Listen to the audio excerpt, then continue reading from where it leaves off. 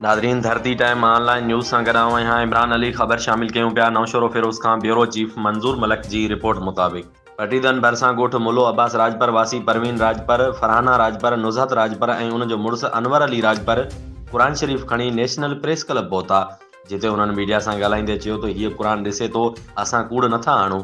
वॾेरे सुल्तान नलके जो पाणी असांजी भित में छॾियो, असां रोकियो त उहो न मुड़िया।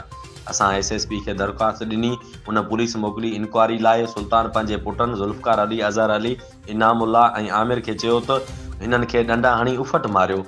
उन्हनि डंडा हयां, मूंखे मुंहं में धक लॻा ऐं मुंहिंजे मुड़ुस जा ॿ ॾंद भॼी पिया। असां थाणे ते वियासीं त उन्हनि असांजी न ई NC कई ऐं न ई इस्पताल लाइ लेटर ॾिनो।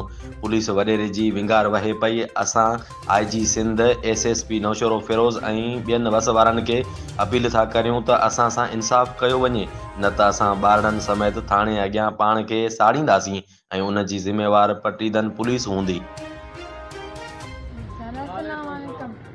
सर मुझार साथ वज़ीर सिंध वज़ीर फिलहाल के DSP के मुझे जेके वॾा ऑफिसर आहिनि, मुझे उन्हनि गैर साथ मुझे घर किरी मारे ॾिया, मुझे टिनी तबार पटिया अथनि, मारियो अथनि मुंहिंजे घर वारे खे, या ॿ ॾंद सॼी पिया अथनि। मूंखे मुंहं में त धकणियो एॾो धकणिया अथनि, मूंखे घर विड़ी विया में पुलिस जे साम्हूं राब जे क़ुर्बान जे साम्हूं असांखे मारियो अथनि।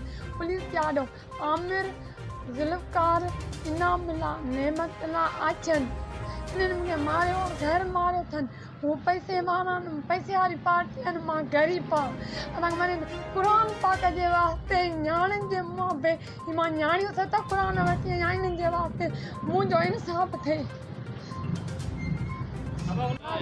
मुंहिंजो थाणे ते बि इंसाफ़ कोन थो थिए। मां क़ुरान पाक खणी वञा, मुंहिंजो इंसाफ़ कोन थो थिए। थाणे ते मुंहिंजे मुड़ुस जा ॾंद भॻा अथनि, मूंखे धक लॻा आहिनि। असांखे थाणे लाइ लेटर ई कोन मिलियो आहे।